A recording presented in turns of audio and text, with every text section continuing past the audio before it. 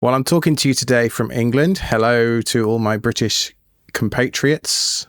Is that even a word? I'm not sure. Comrades. Comrades. That's a Yeah. Uncle Vlad might want a word about that. Yeah, that's all right. Today's a mouth organ sort of day, is it for you? I do have it right here with me in the studio. You never know when you might need to just kind of punctuate a point. I need to paint a picture for those listening via audio. I have my microphone in front of me, resting on a couple of pillows on a desk in the corner of my wife's childhood bedroom. It's quite the setup. Yeah, and also it's another way of saying if you have problems with it, it's not Drew's fault. I mean, that's not necessarily a Drew approved, but... No, I'm not sure it would be sound engineer 101, like microphone placement or anything like that. Are you getting hyped for the meetup? It's getting close. I am. Well, first of all, it's my sister's wedding this weekend, which is the entire reason that we're over here. And then my mind will move to the good people of the JB community, and I can start getting excited about that. But August 5th, for those of you that have forgotten or didn't know or are just hearing about it for the first time, August 5th, underneath the London Eye in the Jubilee Park Gardens, we're having a London meetup. I'll be there. Joe Ressington will be there. And about 100 other people, 100 other podcast friends. I've got stickers, so if you'd like a self-hosted sticker, limited edition diamond cut, very nice. I just saw in the London Colony Matrix chat room, one of the listeners that made it to the Raleigh meetup there in the States is getting on a plane in the next few days and flying out to London for the meetup. No way. That's so cool. He had that good of a time at the Raleigh meetup, at the Raleigh, as you say, meetup, which... I don't know. I take that as a compliment. No pressure. I think the meetups have been well received. Right. No. So meetup.com/Jupiter Broadcasting for the details and timing and all that. I feel a little less organized for this one. I mean, the last one was 20 minutes from my house. This one is a little further than that. And, I can't bring a tent this time and snacks and stuff. Yeah, I hear you. I feel unprepared when I show up to a meetup without Lady Jupes, my RV. So I can imagine, like, oh, okay, we don't have the swag. Yeah. We don't have we don't have food. We got beer. No, we don't got the beer. Okay, well, I guess it's just us.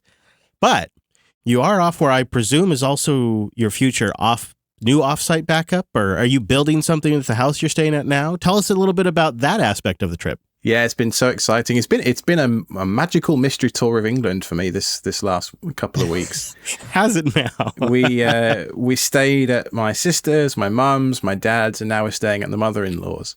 And each of them have had their own unique levels of what they deem acceptable internet, which is often far from what Alex deems acceptable internet. I know exactly what you mean. Yeah, 50 meg down and a couple of meg up is just about fine for remote working. So it's been interesting. The most interesting one was my dad's. He moved to a new house a few months ago, and his new internet was one step above garbage. We're talking single digits down, 4 or 5 meg down, and half a meg up through DSL, ADSL. It's just no good. So he got Starlink, and when we stayed with him for a few days, I got to try out Starlink for the first time, which was pretty interesting.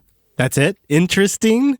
I mean, for some of us, it's like a life changer. It's so cool. But yeah, I'm guessing not a great experience by that descriptor. As a city dweller who is used to the latency of a cable connecting me into the Matrix, it's quite an adjustment.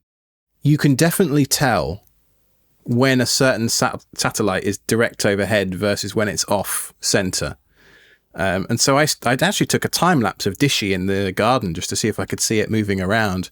You can't. I left it on there for 10 minutes and I couldn't see any movement of the dish, which I found interesting. But if you put your ear right next to the dish, you can actually hear the motors kind of adjusting as it goes over, which I found fascinating.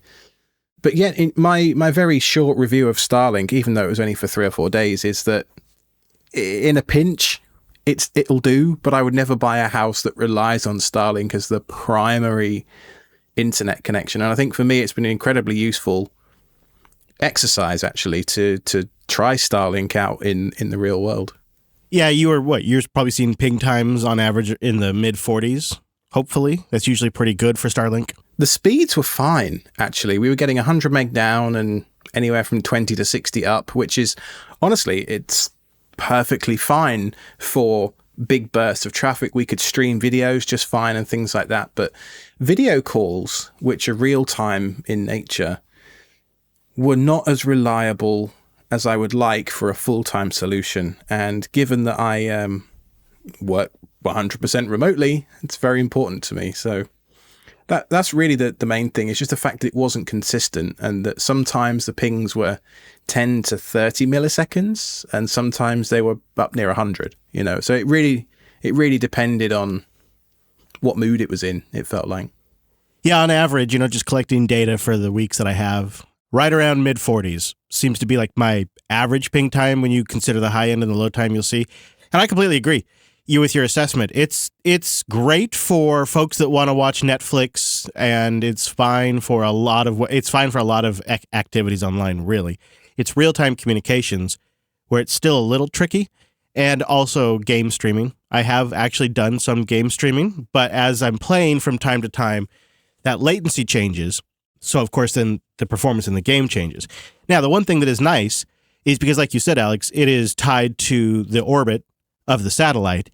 So what that means is your ping times change gradually, right? It's not like you're getting 44 milliseconds, 280, 44. It's not that kind of choppy. It's a more consistent latency that it does matter on the distance. It's just physics that is traveling up to that satellite. Compared to LTE, which especially in the States is often met with bandwidth caps that I would exceed within a few days, and then throttling on top of that, and then capricious carriers that just change the rules and plans on you all the time. Or like you go the other route and you buy like these reseller packages. I actually have one of those right now where it's like some enterprise plan that they're like relabeling. So you got in on some deal. It's crazy, kind of a gray market for cellular data. And they're always complicated. They always inevitably blow up on you. They're really expensive. They're more expensive than Starlink is per month. So when you look at what the options were for a lot of people compared to Starlink is such an upgrade. But what I think is ridiculous is, and you're seeing this a lot on the East Coast, is people in homes are buying Starlink just because they don't like their ISP or whatever it is. So they're dropping their cable and DSL connections and switching over to Starlink, which is probably more expensive, I would think, definitely slower, and is overburdening the Starlink network. And now that Starlink has this RV package where they'll ship the dish to you immediately, and Tom or Jane can buy one of these RV packages, and then they can set it up at home, and they have Starlink. They don't have to wait for Starlink to approve them through the current queue, which is based on capacity. And I think the whole thing is going to degrade the quality of the network, and it's going to be that way until they can launch more satellites. But all that said, it's what I use every day for my home connection in Jupes. And for me, it's been a really big deal. The reality is it's better than most other rural options, especially for people like you who are fully mobile. But I think for me, really, it was answering the question of, could I buy a house in the sticks and rely on Starlink and not want to slit my wrists full time? Like, does this actually open up areas of real estate to me that were previously off limits? I don't think so. And I think it's just a personal judgment call that you've got to make. Yeah, and for some people, like the remote off-grid elements are so much more of a priority that they'll take the less ideal internet connectivity. But if you do a lot of VoIP calls like you do, right, for work specifically, I think you're right. You really got to think about it. And there will be other options. Amazon's working on some stuff. There's some other companies that are working on other solutions, and some of them will be even a lower distance of travel. So maybe they'll be even better. So the other thing about Starlink that's worth talking about, I think, is the crappy router that they ship with that thing nowadays. So my dad got the square Starlink dishy dish, which is the newer one, as I understand it, which is got a built-in cable, and it comes into this futuristic-looking router that has a cool SpaceX logo on it, Starlink logo on it. But he had to buy the Ethernet adapter, which I think we got off the grey market on eBay for about £100, which is crazy just for an Ethernet adapter, but there you go. It's the only option to get it into the rest of the network, into the real world, for want of a better phrase. So he could hook it into his existing Unify setup and all the rest of it. But when I was there, I was using Tailscale a lot to get back home and do a lot of stuff with, everything that I do. And my subnet at home includes the range 192.168.1.0/20, I think. And the trouble with that is that the default Starlink subnet is 192.168.1.0. And if in Tailscale you have an overlapping subnet in the remote LAN versus where you are now, and then you try and do a DNS query, obviously it doesn't know where to route the packet because it thinks, well, that particular subnet's over here, when actually it's in both places, so it just loses its mind. It's not Tailscale's fault. Obviously, it's the network design, and it's my fault, really. And so I thought, okay, cool. How hard can it be to customize the subnet in a Starlink router? How hard could it be? Not possible. It's just not possible. I feel like the hardware is decent. I like that it's OpenWRT based, and they've done some really smart things in there in terms of like diagnostic capabilities and being able to speed test your Wi-Fi from the app and all that kind of stuff. That's really cool. I really like that bit. However, with the square dishy, they have a dependency now on this router, which is just awful in my opinion, because in the past with the circular dish, I could go directly from the dish and take that Ethernet cable and just plug it in the back of my router. No Starlink router needed. And then I could manage it with my PepLink, where I mix it in with my LTE and Wi-Fi connections. It was glorious. And now I have a router in the mix, and I don't like it. And it's another piece of gear that sucks power, and I don't like that. Although overall, the whole dishy setup, the square dishy setup, takes less power than the circular dish. But you get it right for like, you got to figure it's got to be 95% of people who buy this. This is probably a significantly better router than their ISP would give them. Probably. But it's annoying knowing that it's OpenWRT under the hood and they don't expose even basic knobs like customizing the DHCP range. I think the whole thought is that such a few amount of users would ever need that they don't want the support burden of it.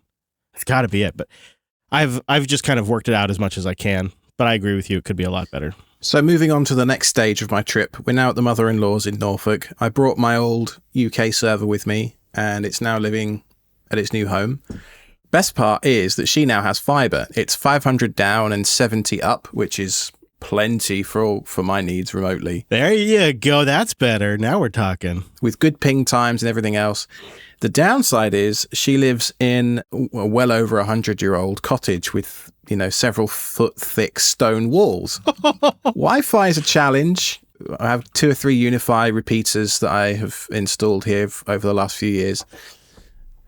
And it works well enough, but obviously now she's got fiber, which she was using an LTE mast on the roof to get her internet before.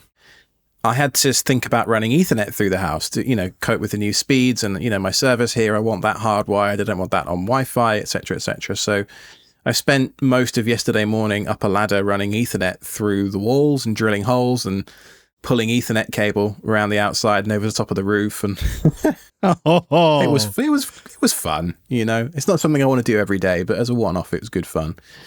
But it got me thinking about, the various different things that you might want to start thinking about when cabling a house.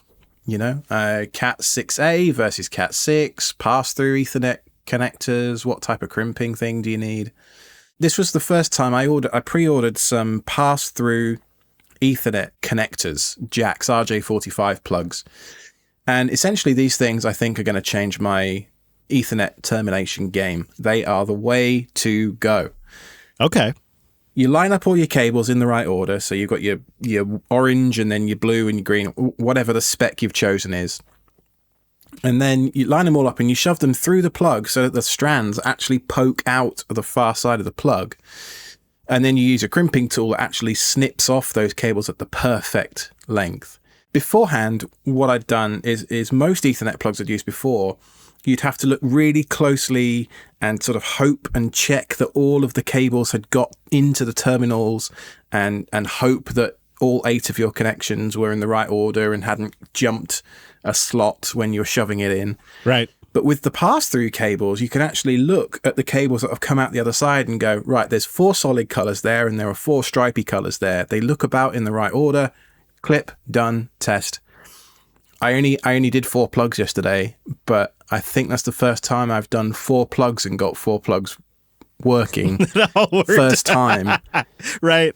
I know what you mean. So if ever you're thinking about what cables to buy, what connectors to buy, spend a little bit extra if you're someone like me that does it once or twice every century, and get the pass-through stuff. It does make your life a lot easier. That is a great little tip right there. I have seen those and totes agree. They're nice. It's such an easier way to do it because of the reason you said right there. You can just check your colors, make sure you got everything in the right order, and then you chop it.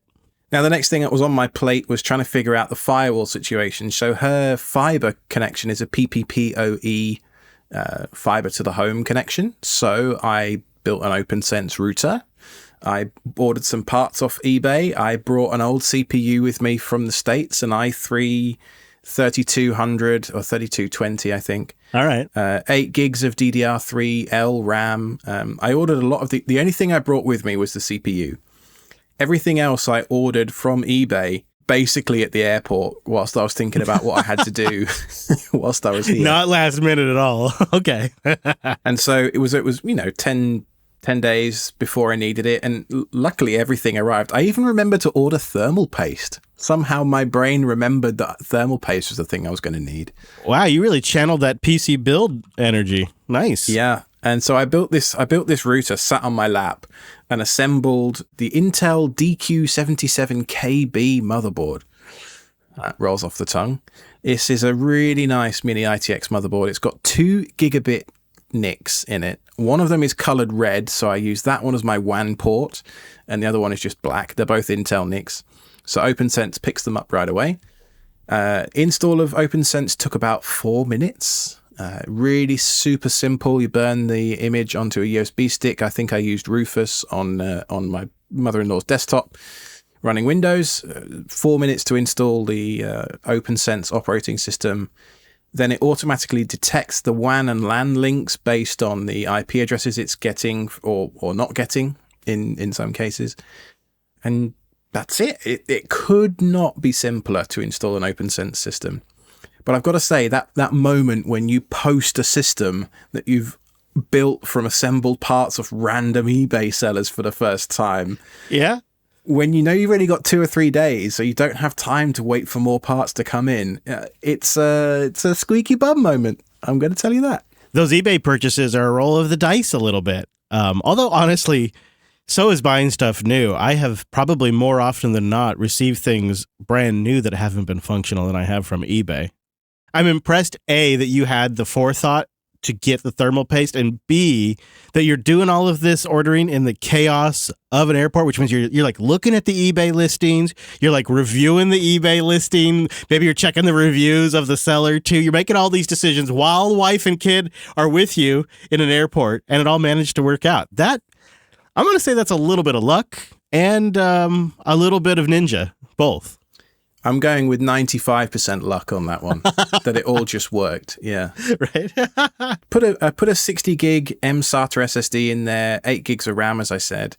And the reason I put so much RAM in this system is because I wanted to run a couple of services on this box.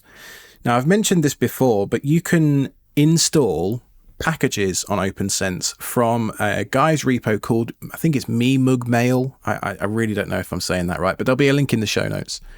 I'm able to run 2 critical packages directly on the firewall. The first of those is Tailscale. I can run Tailscale on the router. That's great. That's worth it right there. Absolutely. I mean, obviously, I'm going to be setting up a direct WireGuard endpoint on the firewall as well, just as a backup. But running Tailscale on the router itself is so nice because it gives me access to the entire subnet without worrying about if a particular machine is turned on. Anything like that. You know, I've got exit node capabilities, all that good stuff with Tailscale. So then I just installed Tailscale actually on my router in Raleigh and the router at my mum's house, which has got the Synology. So I've now got a 3-node Tailscale OpenSense network going on. It's pretty sweet. That's great. And then the other package that I've started installing on OpenSense is AdGuard Home, directly on the router. So I use that as the primary DNS server on the router itself. I disable Unbound, and then I point port 53 through into that service that's running on the router itself. So I have ad blocking on the router, and it means I can do DNS rewrites and all that kind of stuff if I need to for DNS reasons.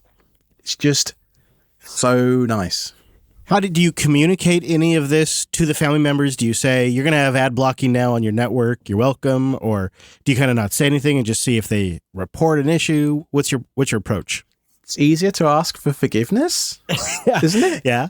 Well, there is something to the fact that, like, if you tell them, I mean, my family does this to me all the time. If I sit at their computer and then something breaks afterwards, it's my fault, even if I didn't even change anything, right? So there's a bit of a logic to just not saying anything and just seeing how things go and just knowing that they're taken care of. So is that your approach? Yeah, particularly for the ad blocking stuff, because, you know, I know that mobile games are quite popular in this household. And they are really bad for ads. And whenever I'm traveling with my wife, she always goes, God, I always forget when I'm at home just how many ads you're saving me. Thank you. So I'm hoping that in 6 months' time, we'll have a conversation and she'll be like, oh, yeah, wow, look at all these ads. And by the way, you know, when I was out there, I did a little something for you. And the upshot is, for me, I can do, you know, easier DNS rewrites and that kind of stuff. And then I've got a standardized setup between the 3 different places. Because I do AdGuard on all 3. I do Tailscale now on all 3. I've got OpenSense at all 3 sites. So yeah, that is really nice. Just keep it nice and consistent for you. Less mistakes, easier to support. There will be a link in the show notes, by the way, to how I set that up. I am using AdGuard as the primary DNS. I think it uses Unbound as the recursive or upstream provider, which then finally, after those 2 hops, goes out to Cloudflare, to the internet, to do the final internet-based DNS resolution. You know, it's so funny what you've done here.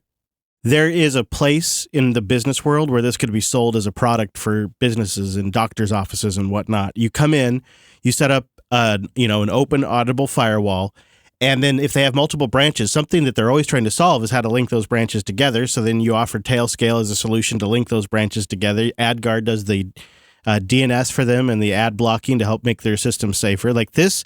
Just this little thing that you've done on this trip could be sold as a standalone, like, service and offering product that a consulting company goes around, because I have seen that in my days in IT. I have seen businesses that were using a lot worse technology, a lot worse software and hardware, going around making a killing selling setups like this. I know that Tailscale aren't sponsoring today, but I have used the heck out of Tailscale on this trip. It's like dark magic, sitting down in a foreign country, typing a DNS entry that you know is at your house 3,000 miles away, and it just loads behind a firewall. It's just so cool.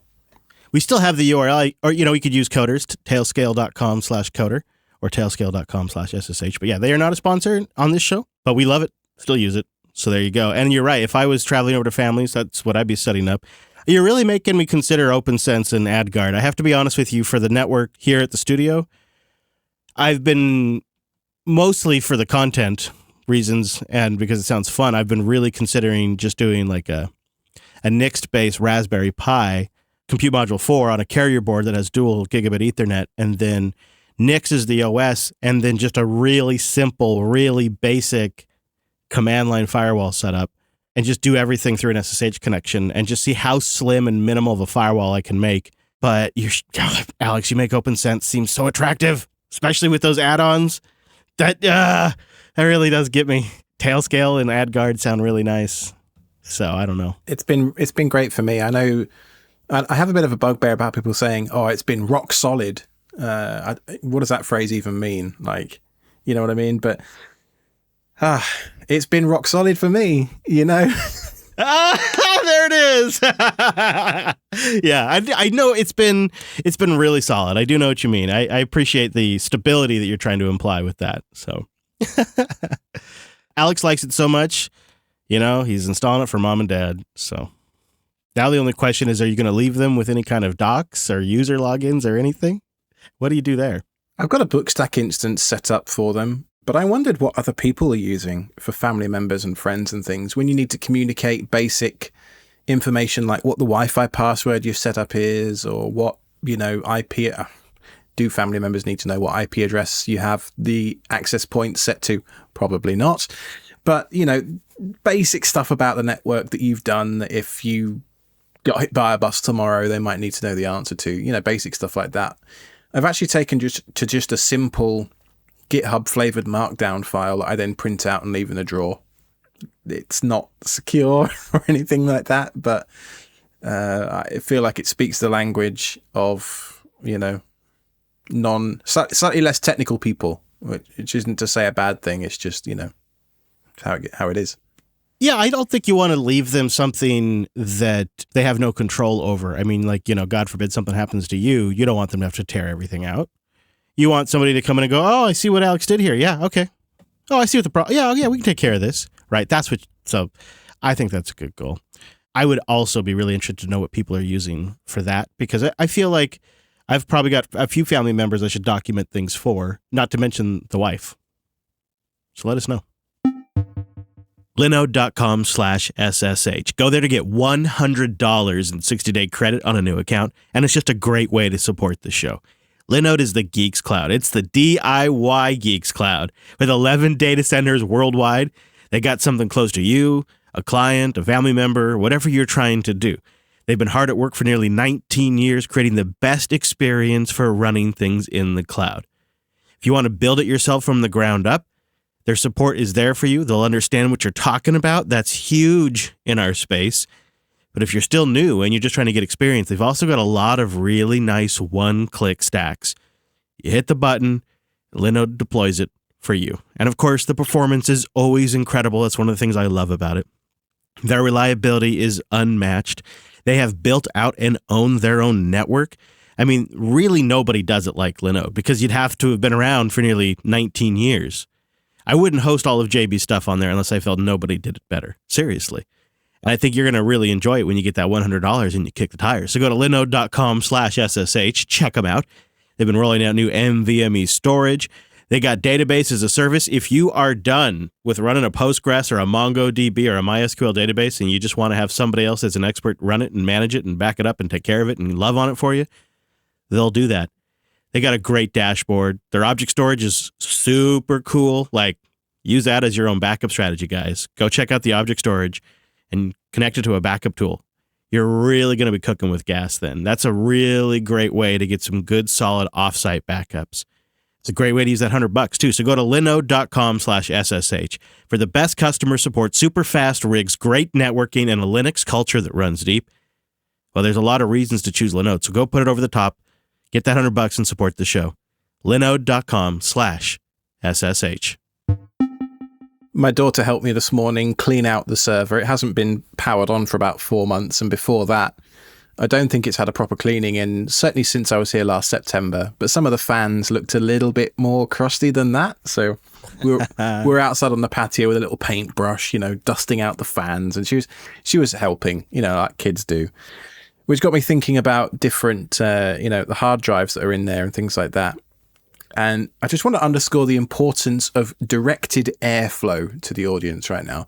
So my server here is in a fractal define R5 case, and it was missing just one of the 5 1/4 inch blanking plates on the front of the CD-ROM drives. There's 2 of them.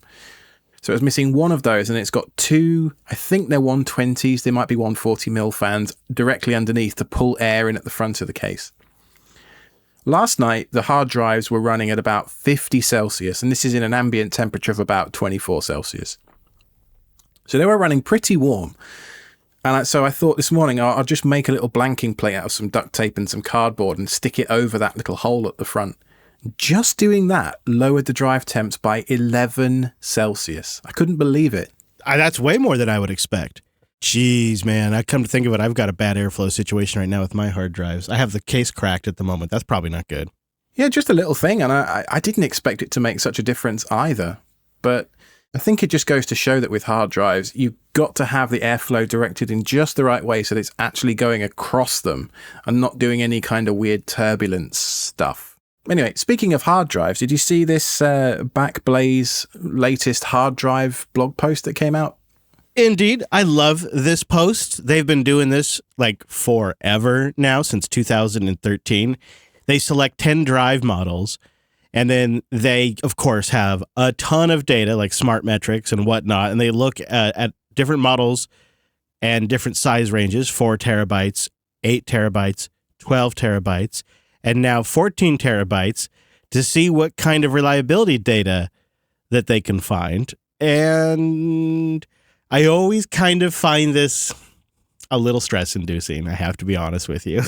Like anything these days, it seems to me that there's only 2, maybe 3 companies, if we're being generous, involved in what is a global market. You know, we were actually sat having dinner the other day, looking around on the table, and I made a joke that I bet you on this table there were like 5 or 6 different companies worth of condiments. I said, I bet you there's only 2 or 3 companies behind all these different things.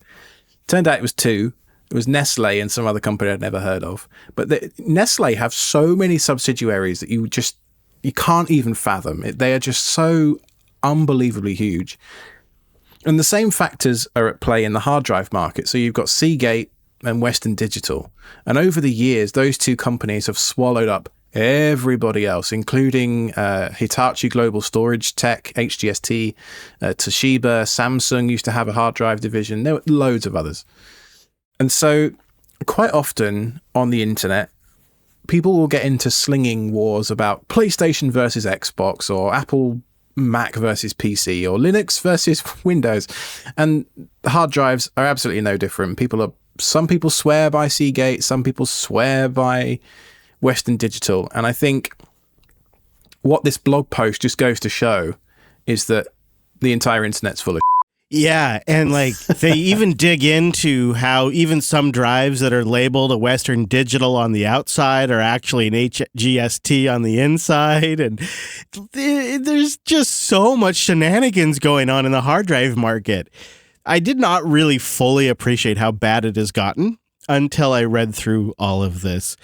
And honestly, it just seems like outside of 2 years, things just really start to get pretty shaky. I mean, there's definitely some models that last longer, but beyond 2 years, and I'm just like, yikes. And I've got several, I don't know, 20-ish drives that are probably about 4 or 5 years old that I'm relying on right now. Ooh, that's getting to the danger zone, bro. And they just have a lot of data, right? They've got a ton of disks. They've got years of data. They do. And they're putting consumer grade drives through what are ostensibly enterprise grade workloads. You know, they're in data centers full of lots of other drives, full of lots of other vibrations. Yes, you could argue that the temperature controls and maintenance schedules might be a bit better than your average home user, but, you know, the other environmental conditions like the vibrations I mentioned probably balance it out so that it's a fairly average picture of what's going on. And I don't know of anybody else that publishes data on the scale that Backblaze does. Certainly not for drives that I can buy. You know, I'm sure AWS buy specific white label drives that are just for Amazon because they buy at such volume. Whereas Backblaze will buy model numbers that you and I, mere mortals, can go ahead and buy, which is lovely. For me, I'm looking at this data and I see that, you know, like you say, 2 or 3 years after that kind of lifespan, I'm going to want to start thinking about rotating my drives. Maybe not all at once because the bathtub curve and all, you know, the sheer cost of buying multiple hard drives all at once. But it just goes to show you that, you know, probably every year you should be replacing 20% of your hard drive so that within a 5-year span, you are replacing the entire lot completely. There's lots of things you can do with old hard drives. You can put them in backup servers. You can make clocks out of them. You could make coasters. You could do all sorts of, you could sell them if you want to. So it's not like they go completely to waste. And, you know, if you think about the kind of storage increases that we see every 5 years as well, you might go from a 4 terabyte drive to a 16 terabyte drive in the same slot. And then suddenly you don't need as many drives anymore, and your 5-year 20% become, I don't know, there's a lot to consider. I'm looking at it thinking, okay, if you're really serious about data integrity, you're probably looking at, after about 2 years, you're going to want to start rotating those disks to a different job at least. Maybe they're not done, but maybe whatever your like really critical data is newer discs go in. I don't practice that. I really don't. But, geez, I think at some point what I've got to do is I've got to figure out a budget for just rolling disc replacements. And, we've had these ups and downs in the pricing market for these drives. That's something the Backblaze article touches on as well. And so it sort of wrecked my ability to kind of just incrementally buy, because there was periods where it was super cheap, so you wanted to buy a lot, and there was periods where it was super expensive, so I didn't want to buy any. And what we really need is just hard drive price stability in a way where I can just, every year we're going to buy 10 discs or something like that, and we're going to buy it throughout the year or whatever.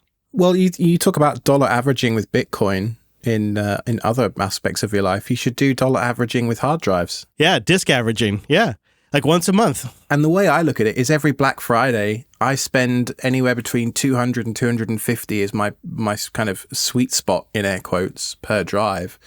Dollars I'm talking about. The best terabytes per dollar that I can get in that price range is typically what I'll buy every Black Friday. And there were some decent deals around Prime Day this year. If you look on shucks.top, so Shuckstop, you can get a good idea of the overall kind of shucking kind of hard drive pricing scene with a snapshot of, what the drive fluctuations have been and when the last historical low was and all that kind of stuff. And generally speaking, you'll find that $200 to $250 range is, at the moment, I think there are about 14 or 16 terabyte drives in that price range, which is, I think it's pretty decent. Oh, man. All right. I needed to hear this. This is good for me. I hate the actions I'm going to have to take as a result. I appreciate the Backblaze continues to put that data out. And of course, we'll have the whole write-up linked in the show notes. There's some really good graphs. And I don't know, tell me if you see something in there, but to me, it looks like the smaller drives tend to be a little more reliable. I'd like to know your take on it. So, Alex, we got some feedback from a listener about leak detectors from Deckbot. We did, from Deckbot, who's in the Discord. Hello, Deckbot. I hope you're having a nice day. Yeah, thanks for joining us live. Hey, Chris and Alex. In episode 75, you were discussing leak detectors. In a previous job, we used leak detector tape to detect flooding on the water fittings in semiconductor LPCVD furnaces.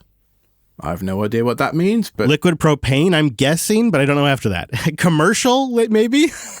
Probably, yeah. These were about 10 feet of cloth tape with 2 wires running on the outside edge.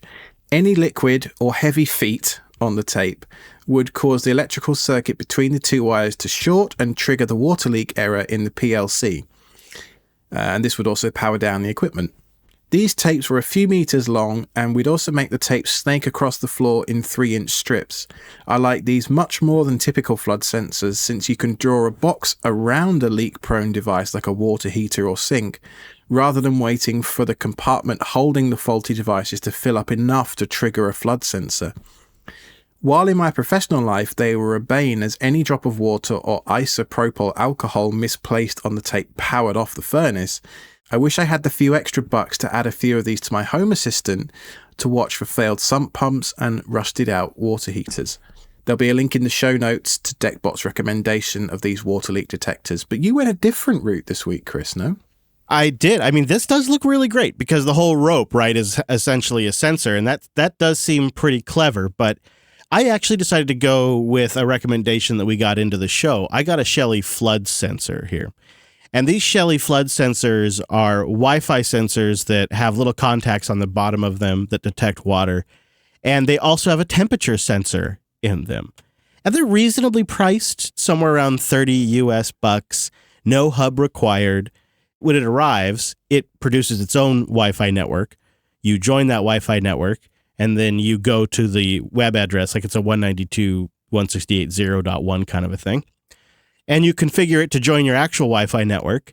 And then pretty much shortly after that, Home Assistant detects it and says, hey, would you like to use the Shelly integration? Now this, my friends, this is where a choice will be made. This is where early into the process, you will reach a fork in the road. You must choose if you want to go with native Shelly integration or if you want to use MQTT. Because, of course, everything in Home Assistant is just 3 steps away from using MQTT, and the Shelly Flood is no different. Now, because I had really no time to mess around. Just decided to use the native integration. I had heard that in the past there was some issues, but those issues had been resolved. So I thought, okay, self, we'll use the native Shelly integration.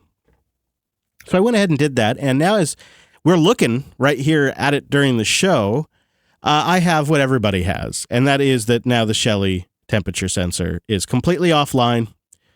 Home Assistant can no longer talk to it because the way the system's supposed to work is that when the temperature drops or when it detects a leak, the device is supposed to wake up, join your Wi-Fi, and report back to Home Assistant.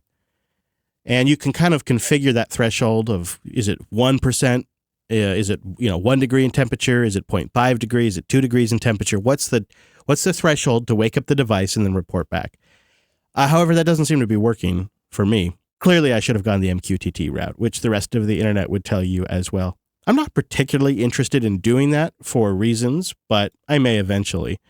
However, my overall experience with the Shelly was pretty good. And I am kind of in the process of looking at getting rid of some of my Z-Wave devices.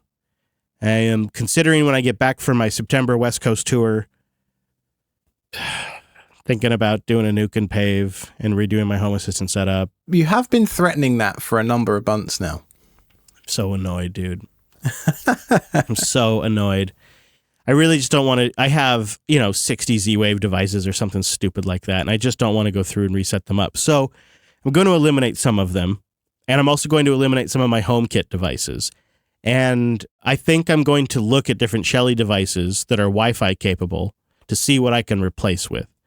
And so I kind of wanted to get some experience with these Shelly devices to see if I liked them, to see if they'd be a candidate. And I had some new plumbing in Jupes that I want to put a leak sensor on anyways. And so this just seemed like a great opportunity to try it. And I also kind of would like to know what the temperature is in that area. So great, this device does both. And I like that it uses Wi-Fi. It's not Z-Wave or Zigbee. They claim you can get 12 to 18 months of battery life. It uses one of those 3-volt lithium CR123A little batteries, little Duracells or whatever from wherever.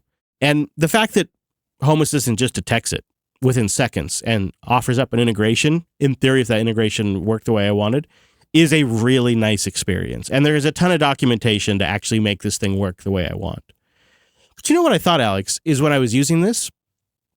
One of the things that struck me was there are areas where the Home Assistant developers could be closing the gap to make this a better user experience. Like when you connect something like a flood sensor, you got to figure there's a 95% chance that if you get a flood connect, if Home Assistant sees a flood sensor connect to the system and start receiving data, you probably want an alert when the flood sensor detects a flood, right? Like you can almost, there's probably some people that don't, but probably like 95% of the use cases, they want to know when the flood detector detects a flood. And there are lots of ways you can do this, man. I could get a notification in Matrix and Telegram. I could rig up some push notifications.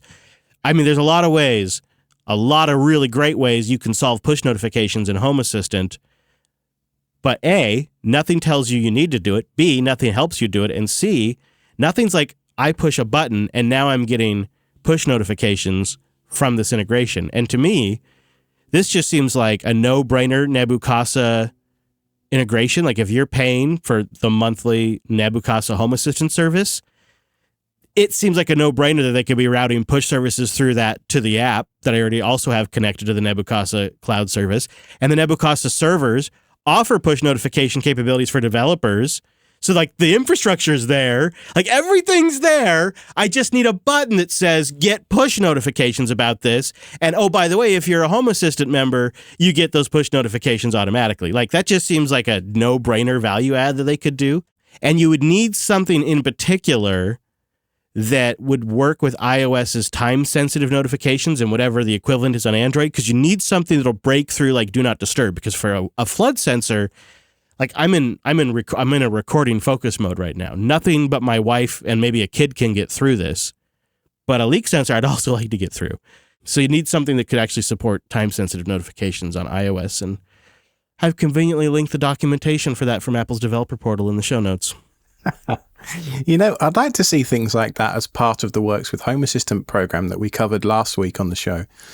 Just imagine if Shelly were on that program, and as part of that program, there was a bunch of magic that became available to those developers, such as exactly what you just articulated. Yeah, that'd be so great. However, I gotta say, all that aside, really impressed with the Shelly setup. The fact that it was super quick to connect to, had a really easy to use admin interface built into it. Anybody that's probably used a Shelly has seen this before. That even though this device isn't functioning with Home Assistant the way I want, I've decided to go ahead and pick up a couple of other products from them because I was overall very impressed. And so I'm getting the Shelly Plus H&T, which is their e-ink humidity and temperature sensor that has a little display and then, of course, reports back to Home Assistant over Wi-Fi. We'll see how this works. I'm assuming probably going to be the same thing. MQTT would be probably a better route to go, but I'm going to give it a shot. That looks remarkably similar to the Xiaomi sensors that I have, which are BLE. Is this a Wi-Fi thing? It is, yeah. Because those BLE ones I have are about 90% reliable, which is just about enough. But if they look really great. No Bluetooth is ideal to me. I'm coming around to the idea of just having everything I can on Wi-Fi and just like saturate that IoT network. Because that's what I have it for. The other nice thing though about it, look at this. It's $39.50 for this Shelly Plus H&T. It's a pre-order right now, but it's shipping I think like mid-August or early August. And it's e-ink. Are the BLE ones also e-ink for the display? No, I don't think so. I think they use those typical kind of LCD segment displays. Yeah, so they're saying, at least a year of battery life with the e-ink display. And then it has USB-C for always-on power or, charging. So one of the things I think I'm going to do is I'll have mine connected to USB power permanently. And so then they'd be reporting constantly. I just noticed this sucker needs 4 AA batteries. Yeah. That's quite a lot. Right. I'll just do continuous USB so that way it's always reporting because I think that's the difference, right? If it's on battery power, it wants to save that battery power so it shuts everything down and then Home Assistant loses connection with it. So the Shelly Plus H&T, I've already ordered. It'll be a bit. And then I have not ordered yet, but I think this is going to be one of the next things I try from them is the Shelly Plug, this is the US edition. And also, again, Wi-Fi. It's the smallest Wi-Fi plug I've ever seen. I've only seen Z-Wave devices this small. And that means it doesn't block the other power port on a wall plug. You could stack 2 of them on one wall outlet. Doesn't require a hub.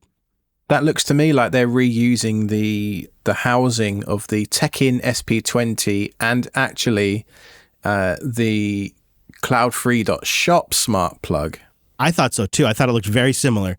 I did try to, I thought the same thing. I tried to compare some pictures and I thought maybe I saw a few small housing differences, but it's like the same exact size, the buttons in the same place. I wonder if there's some kind of regulatory shortcut they've taken there with, getting that particular device through the FCC or something like that.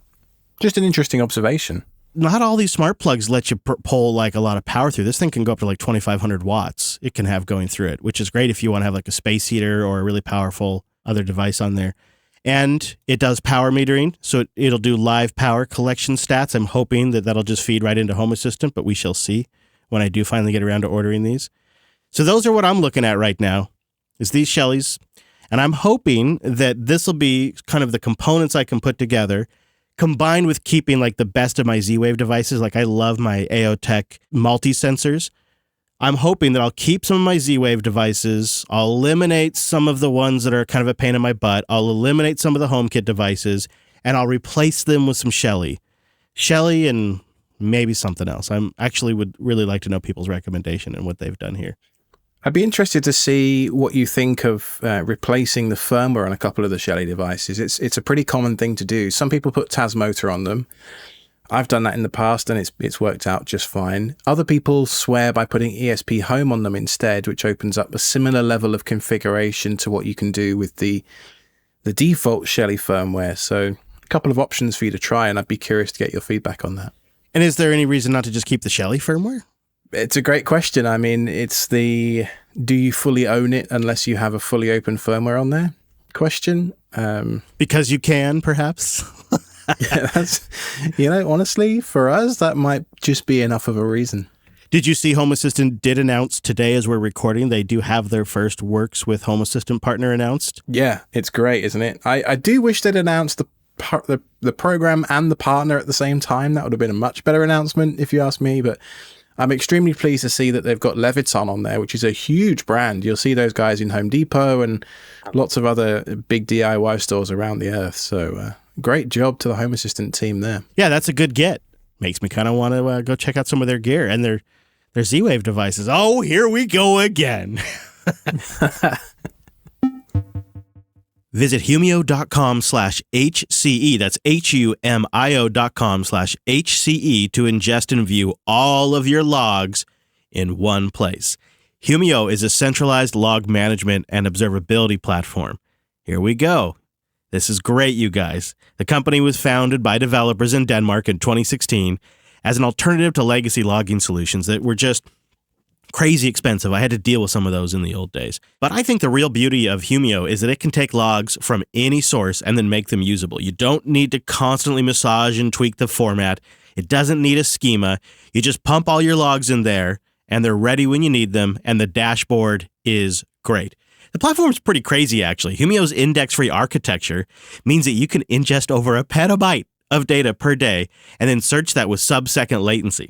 And what's just so great is Humio is 80% cheaper than competing platforms like Splunk or Elastic, thanks really to reduced hardware and the computational footprint.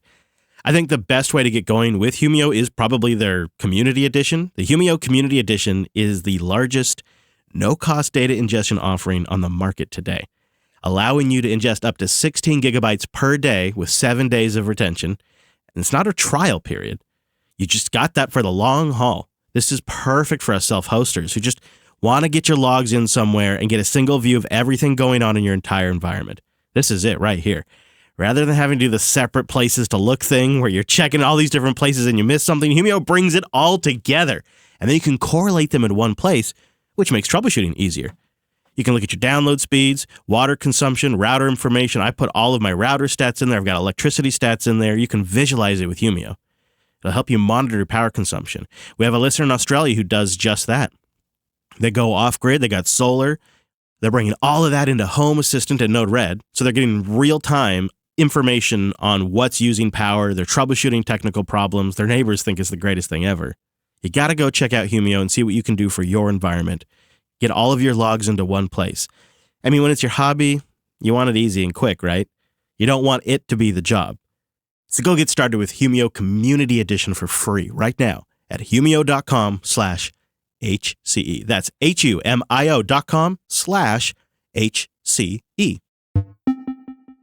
All right, so Stuart wants a better smoke detector. Hey, Chris and the Badger, I was wondering if you had a suggestion for a smoke detector. I've been using the trusty Home Assistant for about 3 years, and so far have managed to avoid the Z things thanks to Shelly, ESP Home, and a few other useful tools. All the smoke detectors I've seen seem to depend on Z-Wave or Zigbee or whatever. Are there any other hybrid ones where it works well but simply provides an interface via Wi-Fi to notify if away? Wouldn't such a thing be nice? And just to kind of go on top of that, Jonathan wrote in and said, I'm not actually so sure about these Z-Wave smoke detectors, guys. Time-appropriate greetings. I had one for a couple of years. I ended up having to disconnect it when all of a sudden it started having false alarms every other day. I just couldn't find a solution, and I had to tear them down. Yikes, because I have those Z-Wave ones that you find on Amazon. I have those right now. So hopefully they don't start giving me false alarms all the time. If there's one device that you don't want to be giving you false alarms or going wrong in any way, it's a smoke detector. And in a lot of ways, it's worse when you're not home. You know, you get the alert on your phone. You're like, is there actually a fire? I don't know. So our friends over at Shelly, boy, maybe Shelly should be advertising this week. They do have a Wi-Fi hubless smoke detector coming soon. It's not yet available. However, their gas detector, which can detect natch gas and propane, those are available and shipping. So I imagine it's probably not too long until the smoke detector is available. So you could always consider Shelly, perhaps. But we'd love any ideas from the audience if you want to boost it in, or go to selfhosted.show/contact. Yes, we would. Now, Shiram writes in, every time you guys mention Jellyfin on your show, and that's quite often, I get a huge smile on my face. I'm a Jellyfin user and my girlfriend loves it a lot as well. I recently discovered a Jellyfin feature which I'm excited about and wanted to share. You can change the complete look and feel of the Jellyfin UI, web and app by adding custom CSS, which then gets applied to all of your users. People have made very cool looking skins with lots of interactions. This can be configured in the admin dashboard general branding section of the settings. There'll be a link to the documentation in the show notes. Maybe you guys already knew about this, but I still felt like sharing. Keep making podcasts. Cheers, Shiram. I kind of expect now the next time I come over to your house and I turn on the TV, I am going to get a fully Badger branded Jellyfin experience at Alex's house. I'm just going to brand it with those lady badges you used last week. Might as well. I'll get you the source material, right?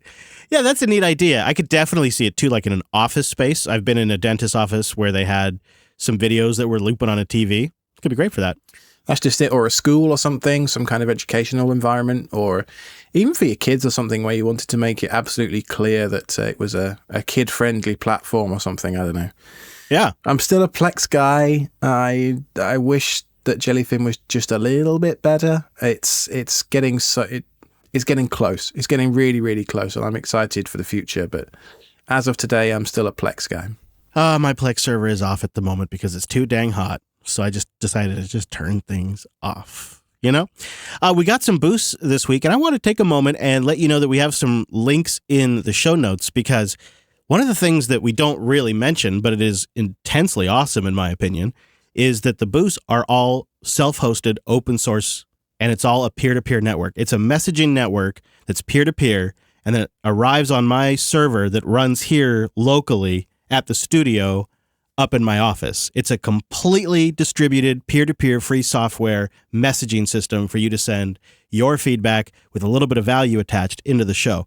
And it is awesome. And I don't talk about it much because it's, related to Bitcoin. But when you think about the technology that's being used, like my setup upstairs is an Umbral box, which has a controller system that has a bunch of Docker containers underneath it that it's orchestrating, that's doing all kinds of stuff to run all of that locally. And I just love that it's become a great way for people to send messages into the show. So if you want to boost in, get a new podcast app at newpodcastapps.com. Marcel came in with 1,997 sats. He says, Alex, I'm curious what service you use to ship things overseas. Do you have any advice on this? I am moving overseas soon, and I'm debating shipping all of my stuff or maybe just buying new. What do you think? Oh, man, this was a whole process. When we emigrated, we moved from London to Raleigh, as I'm sure most people know, listening to this podcast, because I talk about it all the damn time. But essentially, on the day in question, we actually moved out of London. All I had with me was a couple of suitcases and a backpack, and we didn't really have an awful lot with us. But for the preceding 2 or 3 months before the big move, we actually used a service. I think it was from 7 Seas Worldwide, and they had this kind of, I think it was like 3 by 6 foot by 8 foot container that we could rent a cube of. I think it's like a 40-foot container, and they give you this wooden pallet crate thing. And so what we ended up doing was taping out on the floor, and I will always remember this for the rest of my life, because we got rid of all the furniture in our house in London. And in the bedroom was this taped cube that I'd measured the height and the width, and I'd put masking tape on the floor, and I got boxes. And right next to it, because the whole house was being renovated and completely refloored, ready to sell it, I was cramped in this little corridor next to like 8-10 feet worth of boxes on this little roll-out camp bed mattress with a sleeping bag thing. It was a fun memory. But yeah, 7 Seas Worldwide, and what happened was they came to our house in London, and there was a man with a van. We picked up all the boxes and put them in the back of his van. The crate was in the back of the van, already loaded, I guess, with like a forklift truck or something. They then sealed it up in front of us, put screws in it and a seal across it, and the next thing we saw, they gave us that sort of semi-regular shipping updates. Like, we knew when it had left Folkestone in England. We knew when it had arrived onto the East Coast. I think it came in through New Jersey in the States. And then they give you, I think, like a 2-week grace period to go and pick it up at the other end before they start charging you storage fees. And so we just waited for it to come in, tell us it had cleared customs. And then they said, right, you've got 2 weeks. Off you go. So we rented a van, drove up to New York or New Jersey. And then you were the man with the van. Yeah. Yeah, I mean, some of these services do offer door-to-door service, but we were being a bit frugal, and so we were willing to do that last little bit of the adventure on our own. You must have still had to pick and choose what went, what you got rid of, what you tried to resell. There must have still been a lot of that.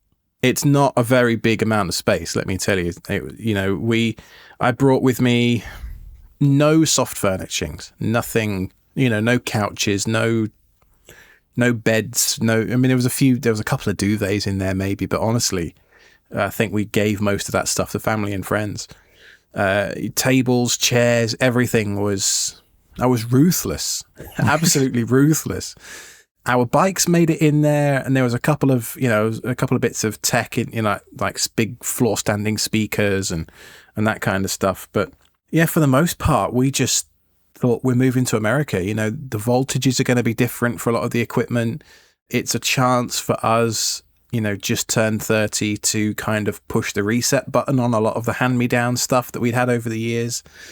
So my advice, such as it is, would be it's expensive, first of all. I think we paid like $3,000. I might be completely off base with that. It was in the $2,000 to $3,000 range, I think, to ship all that stuff over. It took about 4 months. But my advice would be sell as much as you can at your origin and buy as much as you can at your destination, whether it's all used at the destination or what have you, whilst the other stuff comes in from the boat, because a lot of our kitchen stuff, like pots and pans and cutlery and all that kind of stuff, dishes, that was all on the boat. I ended up on the first night I was there going to Walmart and just filling up my trolley with like $500 worth of basic stuff like towels and plates, and it was a real experience, particularly as that week there was a hurricane coming to Raleigh, so most of the rest of Walmart had been picked completely clean. Like, I couldn't buy a tin of tuna, but I could go and buy a spatula. It was okay. Welcome to Raleigh. The Walmart's been ransacked. There's a storm coming. Yeah, dude, it was an experience, not one I would ever wish to actually repeat, because it was, it's one of those things. It was super stressful, and I bet, yeah. But at the same time, I am so glad I did it, and I wish Marcel the absolute best of luck with his move. Feel free to hit me up for any other questions you've got on Discord or Twitter or anything. I'll happily share my experience in a bit more detail. And there you are now visiting again, which is pretty great. It's been weird. Like, we've done a whole lap of England this time, up to the north and back down to the south again. And I'm used to driving long distances in the States now. Like 4 hours, 6 hours, 9-hour drives do not faze me in the slightest. But a couple of days ago, when we were driving from Middlesbrough to Norwich, it was supposed to be a 4-hour drive. It took us 6 hours. And one of those hours, it wasn't even like we were stuck in traffic. It was just sort of stop, start, that kind of annoying BS sort of traffic on the A1M past Peterborough. But then the worst part was the service station that we went into. So the best way I can describe this to you as an American is it's a bit like a rest stop, but a lot worse, a lot more cramped, and not very nice. This particular one, it serves both carriageways. So there's a big roundabout above the motorway. Both directions come into this thing, and they get funneled into this services off the roundabout.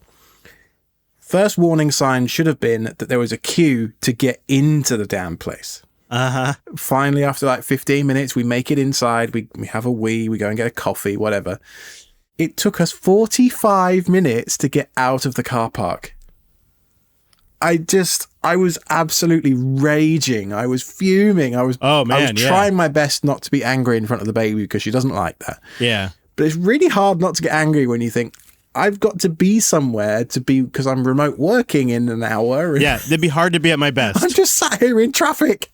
Yikes. So anyway, I've had a lot of memories of why we left in the first place, about how crowded England is and how expensive everything is and everything else. I do like it to visit, but I don't necessarily think I'll see myself moving back anytime soon. It's nice in short bursts, but I found it quite an adjustment to be back. Interesting. Yeah, I could totally understand that. Ankh boosts in with 8,520 sats, says he absolutely loves the self-hosted podcast and wanted to say thanks for the show. He says, Chris and Alex, you guys make a good on-air team. Do you have any tips for building a blueprint or maybe instructions for your self-hosted setup and what you would do maybe in the case of one of you dying? I don't expect my SO to keep my 30-plus services running, but there are certain pieces of data such as family media, scan docs, etc., that would really suck to be lost. How much time do you invest in this? Well, we just talked about this a little bit. I think, Alex, you have the right note. I don't think Ankh should go diagramming things and making essentially a Visio map of the infrastructure. I don't think anybody's going to be able to interpret that in his absence. I think your route, a simple printout, just the basics, is probably the better way to go. I think we've talked about this before, and the conclusion we came to was... sadly, nobody else cares about your setup quite as much as you do.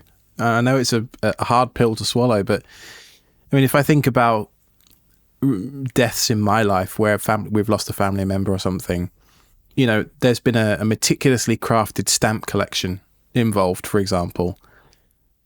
I'm just not interested. I don't know enough about it. I don't really understand the why behind it, and so you take it to a collector and hope you get a good price for it. You know, when you sell it on, it's probably a similar situation when all of my hardware, you know, if and when I pass, you know, all of my crap, and that extends to digital media as well. Now, the one exception I would place on that is things like photographs and documents and things. So I would try and make sure that there are clear instructions for how family members can access that kind of thing written down somewhere. But beyond that, largely speaking, I think it's just, you know, your media collection, for example, you just got to accept that's your hobby. That's something you enjoy, but other people probably will just pay for Netflix. I think there is I wish I could think of a better term, a market opportunity for this.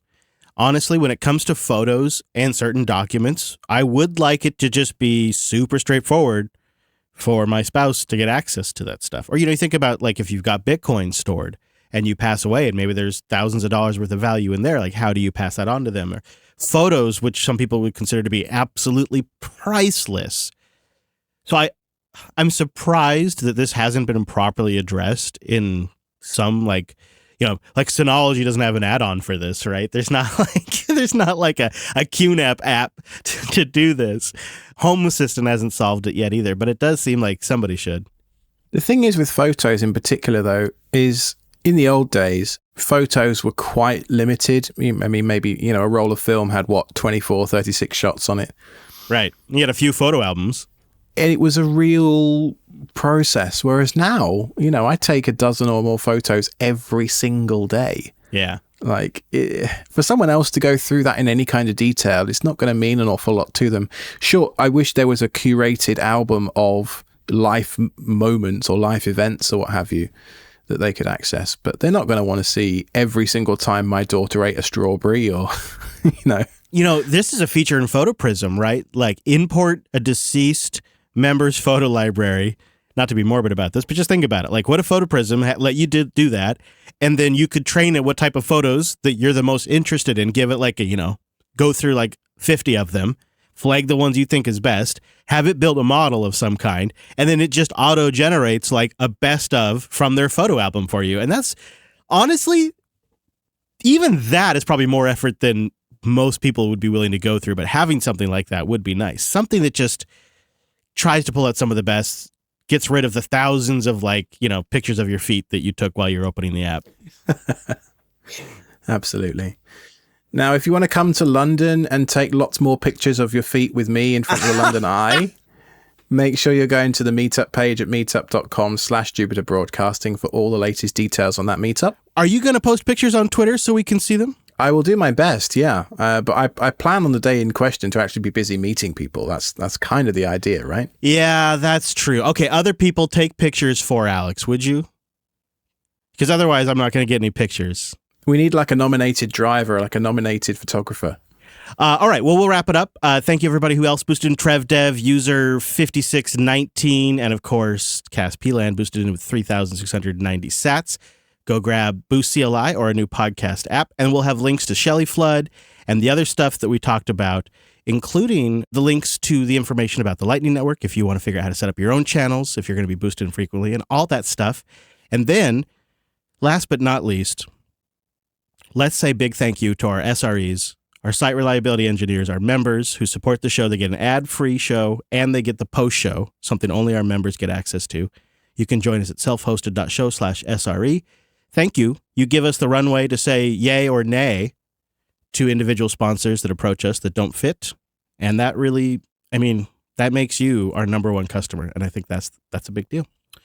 Alex, where can people get a hold of you for like meetup stuff between now and when the meetup actually starts? What's the best avenue to get you quick? I think Discord's probably the best place, at AlexKTZ. There you go. Of course, the podcast is on Twitter at Self-Hosted Show, and the whole dang network at Jupiter Signal. And of course, if you're on the West Coast, we got a whole bunch of meetups coming in September. Yes, we do. And if you're interested in coming to the JPL tour, those of you that listen to LUT probably already have all the details.